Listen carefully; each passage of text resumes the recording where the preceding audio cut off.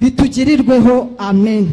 Uko twitanga mu murimo w'Imana, ujye ubwira Imana ngo kino gihumbi natanze Mana ukijya inyuma kibyare byinshi, ibi 2 natanze Mana ubijya inyuma. Kandi reka nkubwire, icyo bibye uko inzira zose byacamo uragisarura. If you give, you get. I tell you the truth. If you give, you get. Imana ibahumugisha. Reka tujye mu ijambo ry'Imana. Norbert, nkuko mubizi iki ni igihembwe cya 3 turimo, igihembwe cy'umuryango, aho turimo kuvuga ubwenge bw'Imana n'ubushishozi bitangwa na Mwuka Wera nk'inkingi zo kubaka urugo n'umuryango muhire muri Kristo Yesu. Nashatse kuvuga kuri subtopic ivuga ngo uruhare rw'umugore ufite ubwenge bw'Imana n'ubushishozi butangwa na Mwuka Wera mu kubaka umuryango muhire. Next. Natangiye mvuga ngo umugore ni iki. Umuntu wavuze umuvugo yabivuze, ariko nanjye ndashaka kugira ngo bivugeho gato. Umugore ni umufasha Imana yaremeye gufasha umugabo gusohoza umugambi cyangwa se mandate Imana yamuhaye hano ku isi. Reka dusome icyanditswe kiri mu Itangiriro 2:18. Haravuga ngo kandi Uwiteka Imana iravuga ati si byiza ko uyu muntu aba bashyizeho umuntu, turaza kubyumva, si byiza ko uyu muntu aba wenyine, reka muremere umufasha umukwiriye. Uwiteka Imana isinziriza uwo muntu. Twabonye umuntu Imana yabonye ko ataba wenyine, turongeye turagaruka turavuze ngo Uwiteka Imana isinziriza uwo muntu ariwe Adamu, ubuticura arasinzira, imukuramo urubavu rumwe ihasubiza inyama. Urwo rubavu Uwiteka Imana yakuye muri uwo mugore muri uwo muntu irihindura umugore, imushyira uwo muntu. Mu yandi magambo, abagabo ni abantu. Haleluya. Ntago mukumvisha. Urwo rubavu Uwiteka Imana yakuye muri uwo muntu iruhindura umugore, imushyira uwo muntu. Akimubona aravuga ati uyu ni igufa ryo mu magufwa yanjye, nakara ko mu mara yanjye, azitwa. Impamvu yitwa umugore ni iyihe? Nuko yakuwe mu mugabo. If you want to take responsibility, nimba ushaka gufata inshingano mu rugo ugashaka kuba umugabo, hari icyo uba wirengagije. Wibuke ko wakuwe mu mugabo. Haleluya torero. Nimba ushaka ku ibintu byose ni njyewe, rero uyu munsi oya ni njyewe ugomba gupangira family yanjye, oya. Ibuka ko wowe wakuwe mu mugabo, ugomba kuganduka ukumva ibyo uwo muntu wakuwemo arimo kukubwira, kuko mbere y'uko ubaho ni wowe watumye ubaho. Haleluya. Next. Uyu mufasha ukwiriye Imana yaremye agomba kuba azi neza kandi yumva neza ubufasha asabwa, kuko ntabwo atanga ubufasha mu byo atazi kandi atumva. Kugira ngo rero ube umufasha ukwiriye, ni ngombwa kugira ubwenge buturuka ku Mana kugira ngo ubashe gushyigikira uwo mwashakanye, kugira ngo umuryango wanyu ukomeze kubaho mu mugambi w'Imana. Abagabo bakeneye ubwenge bwo kutudirectinga, ariko natwe dukeneye ubwenge bwo kuba abafasha beza ku batware bacu. Next. Imigani 24:3 aravuga ngo ubwenge nibwo bwubaka urugo kandi rukomezwa no kujijuka. Next. Ubwenge bwa Mwuka Wera ni ubushobozi buva ku Mwuka w'Imana butuma umuntu abasha icyambere kumenya iby'Imana. Nago ndi bugiye gusobanura byinshi kuko amasaha yacu yageye. Kumenya iby'Imana, gusobanukirwa gushaka kw'Imana, no gufata ibyemezo bihuje n'ukuri kwayo. ibintu biranga umugore ufite ubwenge butangwa na Mwuka Wera. Umugore w'umunyabwenge yubaka urugo rwe ndetse n'umuryango we muri rusange. Urugero, ngiye gutanga ingero z'abagore batatu tubonaho ubwenge bw'Imana, aho bagiye bagaragaza ubwenge bw'Imana kugira ngo umuntu wese wumvira ijambo, nimba ugize amahirwe yo kumva rino jambo, tugendere mu njyana y'aba bantu bagiye bakoreramo, kuko uzavuga ngo iki ngiki cyaraneze mu ijuru, Imana ikumanurire Esther umubwire ngo ngwino Esther, ngwino utubwire, ese ibi ngibi wowe ntabwo wabiciyemo? Haleluya. Next, dusome icyanditswe twihute. Maze Esteri atuma Hataki umutware ubutumwa kuri Morodekayi ati, abagaragu b'umwami bose n'abantu, ndabona babikase. Okay. Maze Esteri atuma Hataki ubutumwa kuri Morodekayi ati, abagaragu b'umwami bose n'abantu bo mu bihugu by'umwami bazi yuko umuntu wese, umugabo cyangwa umugore usanze umwami mu rugo bw'ikambere adahamagawe, hariho itegeko rimwe gusa kuri bene uwo, aricwa, keretse uwo mwami atunze inkoni ye y'izahabu, bisobanurwa ngo akire. Ariko njyewe maze iminsi 30 umwami atamamagaye ngo musange. Next. Nuko babwira Morodekayi ubutumwa bwa Esteri. Morodekayi nawe arabatuma asubiza Esteri ati, we kwibwira yuko ari wowe wenyine uzakira mu Bayuda bose, kuko uri mu nzu y'umwami, kuko ni wicecekera rwose muri iki gihe nta kizabuza Abayuda gutabarwa bakoroherwa biturutse ku bandi, ariko wowe n'ab'inzu ya so bazarimbuka. Ahari aho icyakwimitse ngo ube umwamikazi ni ukugira ngo ugire akamaro mu gihe gisa n'iki. Next.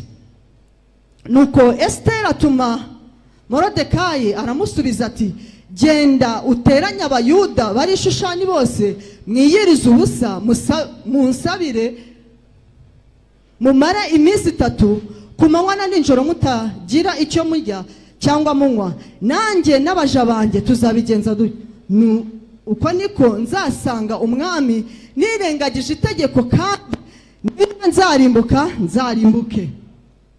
Haleluya, haleluya. Uyu mugore Esteri yarezwe na Morodekayi. Amaze kurerwa nawe, Morodekayi aza kumva ko ibwami Vashiti kubera ubwenge buke bamusenze cyangwa se bamukuye mu bwami. Vashiti umwami yaramuhamagaye kugira ngo amubyinire, arangije afata nk'ibintu bisanzwe, avuga ati reka, ariko ntago yari azi icyo arimo gukora. Kubera ubwenge buke, Vashiti bahita bamubwira ati, yewe igendere. Batumizaho abandi bakobwa, hazamo Esteri. Esteri ntago yari ahuje ubwoko nawe, Esteri yari umuyuda, ariko arabihisha ajya kubayo, ajya kuba ibwami. Yesu ashimwe cyane. Hanyuma bashaka kwica Morodekayi cyangwa se bashaka kwica Abayuda bose kuko batasengaga imana zabo. Hanyuma Morodekayi atuma Esteri ati, tabara. Icyambere, uyu Morodekayi watumyeho Esteri niyo wamureze, yamufataga nk'umubyeyi we. Aramubwira ati, tabara, tugiye kwicwa. Kandi hari itegeko ko umuntu wese utungutse imbere y'umwami atamutumijeho, uwo nguwo aricwa.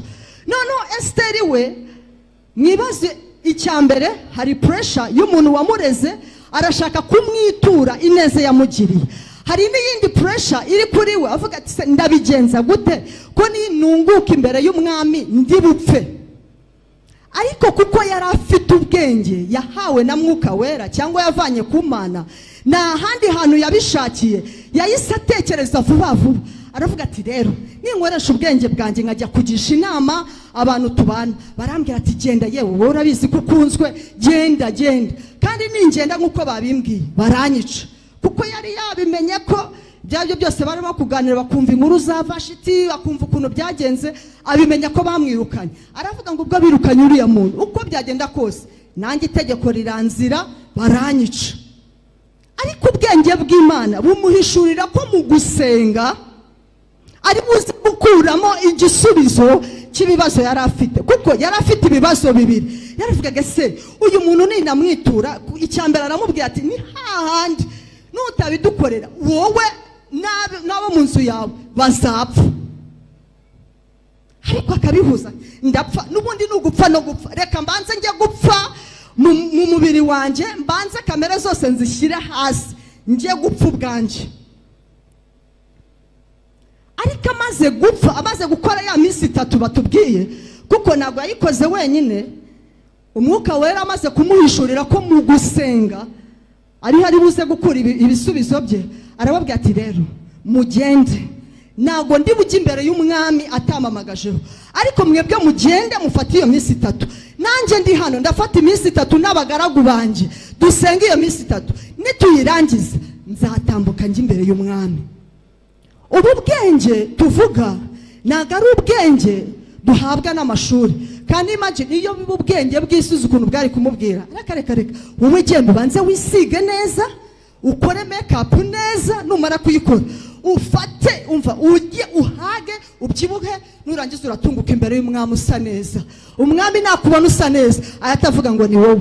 Ariko ibyo ntabwo yabitekereje, kandi nabyo byari kuba mu bintu yagombaga gutekereza. Umva ubwenge bwa Esiteri ahantu bwagaragariye. Icyambere yubatse ubwoko bwe, ari bwo rugero runini, abukiza kurimbuka. Inkuru yose iyo ugiye kuyisoma ureba bamaze gusenga iyo minsi 3, umwamikazi yaratambutse, atambuka imbere y'umwami. Umwami akimubonesha amaso gusa, umwami akimubonesha amaso gusa, ngo afata inkoni ye y'izahabu arayimutunga. Kubera iki imbere atari yamuhamagajeho? Nuko atamushakaga.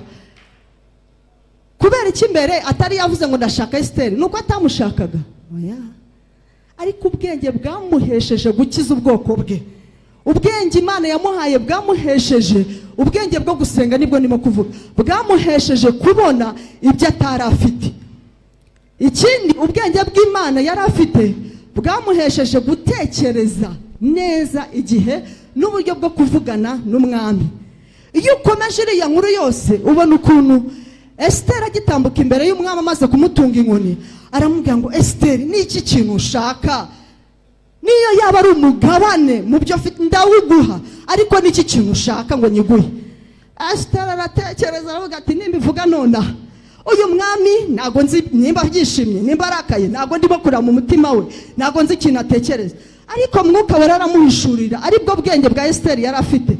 Aramubwira ati buretse gato, banza umubwire ngo ngwino tubanze ngutumire mu kirori cyanjye, uze maze mu kirori nimara mbitegure, maze uze numara kwishima ahari ndavuga icyo shaka.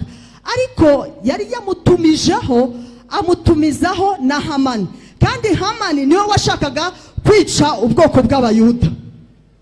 Ariko yabonye kubimubwirira aho ngako kanya, kandi ari kumwe na Hamani.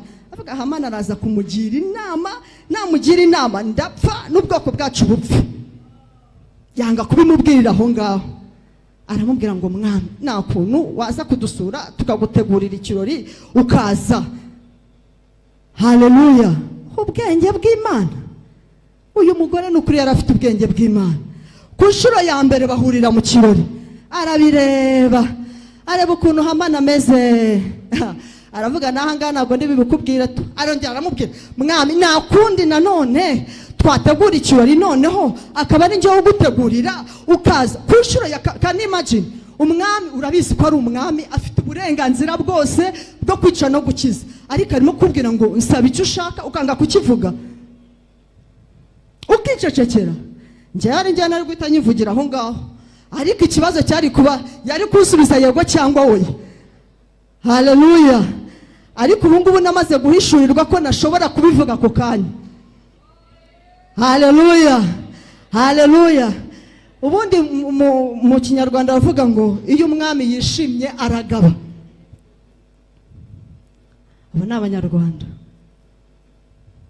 Ndatekereza ko ari cyo Esiteri yashakaga. Yashakaga kugira ngo abone yishimye gusa, abone yishimye gusa, narangiza ahita ati rero mwami, ubwoko bwacu barashaka kubwica, kandi umuntu ushaka nuwo nguri, ariko uzikurega umuntu uzi ko ari iruhande y'umwami ukamurega. Esiteri yakoresheje ubwenge buhambaye. Aha niho navugaga ngo Esiteri ukuntu yagaragaje ubwenge bwe. Esiteri yagize ubwenge bwo gutegura ibirori mbere yuko avuga ibibazo yari afite. Esiteri urugo rwe yarwubakiye ku kwizera no gusenga no gutekereza neza mbere yo kuvuga. Yabanje gutekereza inshurizo eshatu. Ubwa mbere yamutunze inkoni ati ngaho mbwira, abitekereza ati oya ubutaha. Arongera amubwira ngaho mbwira, ariko ku nshuro ya gatatu amubwira icyo umutima we wifuzaga. Next, urundi rugero ni urwa Hana. Dusome muri Samweli igice cya mbere ku murongo waho wa 2. Haravuga ngo kandi uwo mugabo yari afite abagore babiri, umwe yitwaga Ana, undi yitwa Penina.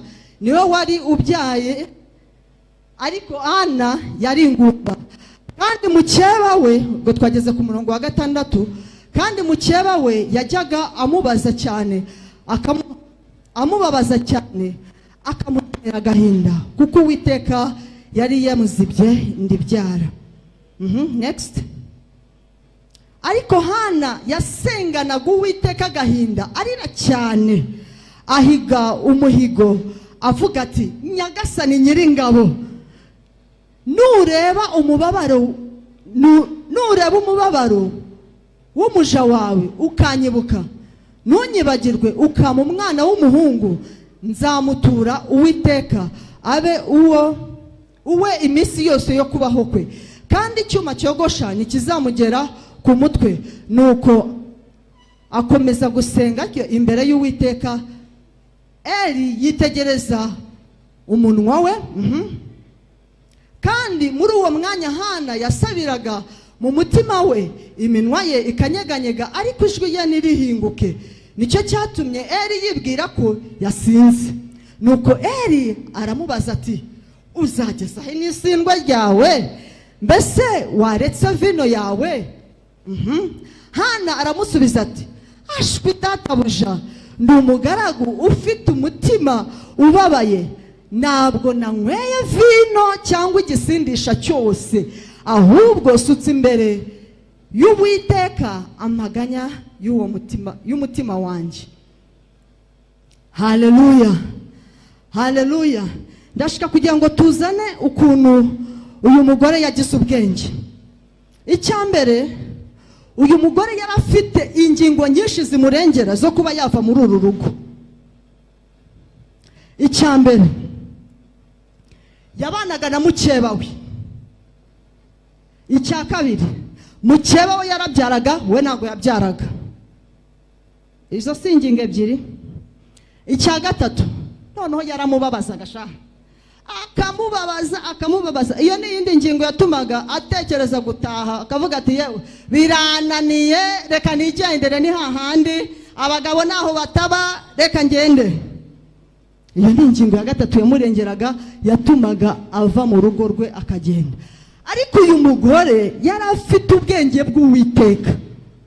Yari azi ukuntu ashobora kubana n'uyu mugore uhora umubabaza buri munsi. Nta jambo na rimwe yigeze asohora rivuga kuri Penina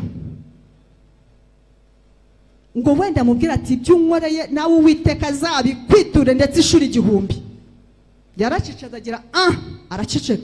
Ibanga ryo guceceka, abagore beza, ibanga ryo guceceka ni ibanga rikomeye. Ibanga ryo guceceka, ukamenya ngo ni hehe ngomba kuvugira, ni ryari ngomba kuvuga ikibazo cyanjye. ntabwo tubona ukuntu uyu ni ahantu bitugaragara ukuntu Ana yageze ajya kugisha inama. Ugomba kumenya ni hehe ugisha inama, ninde ngisha inama. Haleluya, haleluya, Yesu ashimwe cyane. Hana yashoboye kurinda urushako rwe mu buryo yari afite ibimuhinyuza byo kutabyara. Icyambere ntabwo yabyaraga, nabivuze. Agahinda mukeba we yamuteraga, icyo nakivuze. Ubwenge bw'Imana bwatumye ahiga umuhigo ukora ku mutima w'Imana. Niyasaba Imana ngo imuhe umwana kugira ngo yigambe kuri Penina. Do you know, sometimes hari igihe dusenga tuvuga ariko Mana, kino kintu wakinkoreye kugira ngo runaka azabone ko nanjye wansubije. No, ubwo ntabwo ari ubwenge bw'Imana. Yahize umuhigo ukora ku ndiba y'umutima w'Imana, avuga ngo Mana, uyu mwana numuma nzamugutambira. Ntabwo yavuze ngo Mana numuma nanjye nzajya mushyira hahandi kugira ngo abantu bamurebe nanjye Yesu avuga ngo Mana numuma nzamugutambira muguhe. Bikora ku mutima w'Imana. Irindi banga Ana yagize, yamenye amavuta n'imbaraga ziri ku mukozi w'Imana. Kandi imagine umuntu aragusanze urimo gusenga, ufite icyifuzo gikomeye, yanze akakubwira ngo wasinze. Nasinze?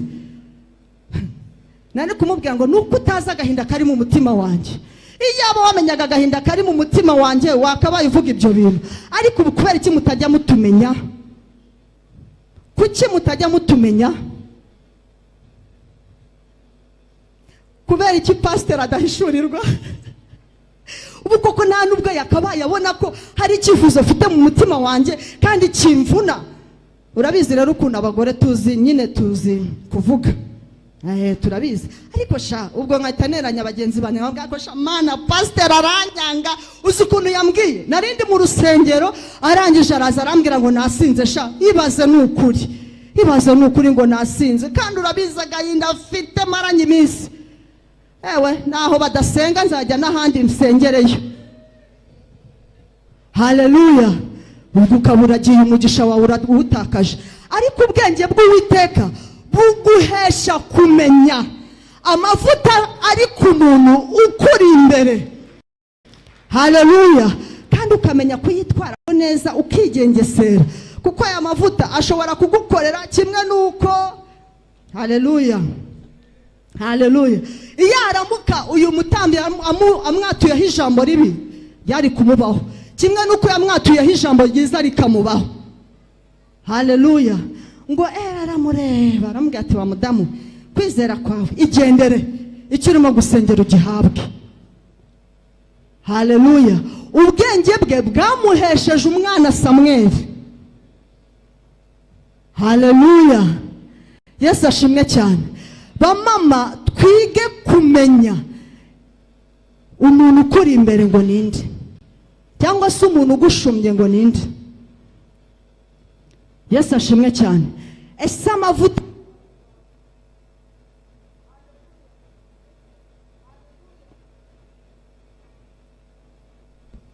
amavuta ye wayitwaraho gute? Ibyo bizaduhesha ibyacu. Yesu ashimwe cyane. Dukomeze. Dukomeze. Urugero rundi shaka gutanga ari rwo sorezaho, ndasoje. Icyanditswe. Urugero icyanditswe. Ndashaka gusoma iki cyanditswe kugira ngo dufate urundi rugero. Yesu arahava ajya mu gihugu cy'Itiro, Isinodi. Umunyakananikazi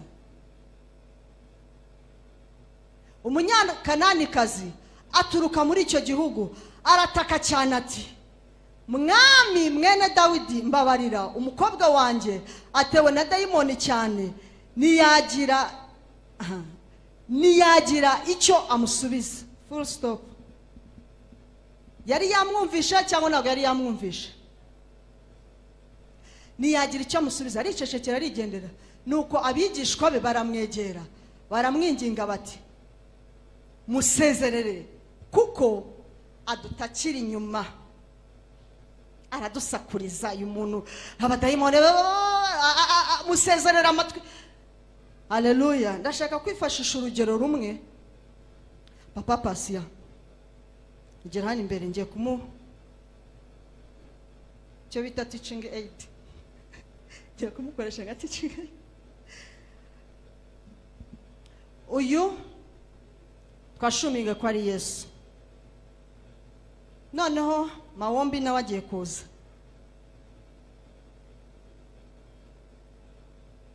Mawombi afite umwana urwaye ariko we nago ni urugero ndimo gutanga.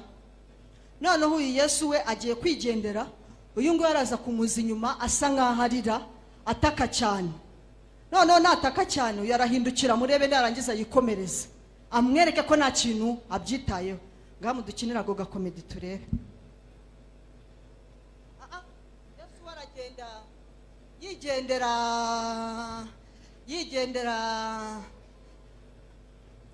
yigendera ntabwo turimo kukumva.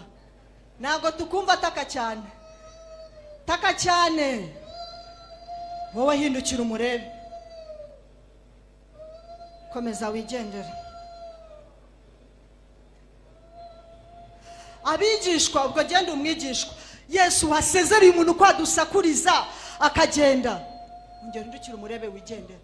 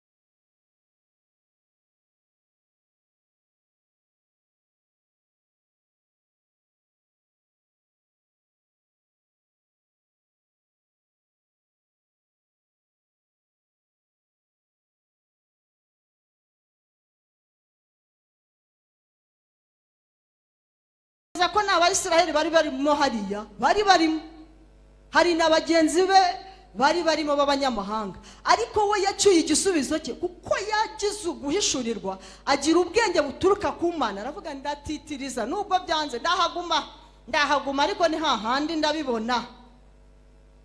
Wa mwana regahera karakira ba madayimoni bamushira. Haleluya. Ubu bwenge bw'Imana turabushaka abamama beza. Ubu bwenge bw'Imana turabushaka mu ngo.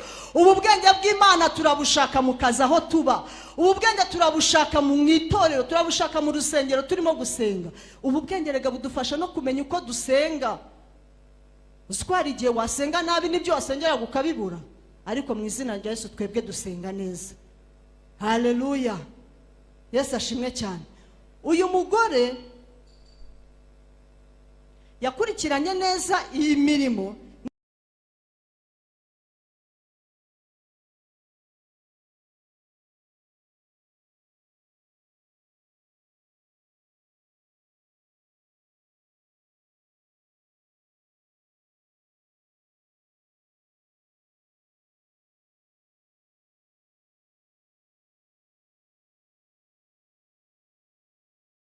itangazo Yesu yagendaga akora bituma amara yangiri muri Matayo 7:24 nuko umuntu wese wumva aya magambo yanjye bona yandi twavuze akayakomeza azaba nk'umunyabwenge wubatse inzu ye. Dukomeze tujye ku kindi cyanditswe.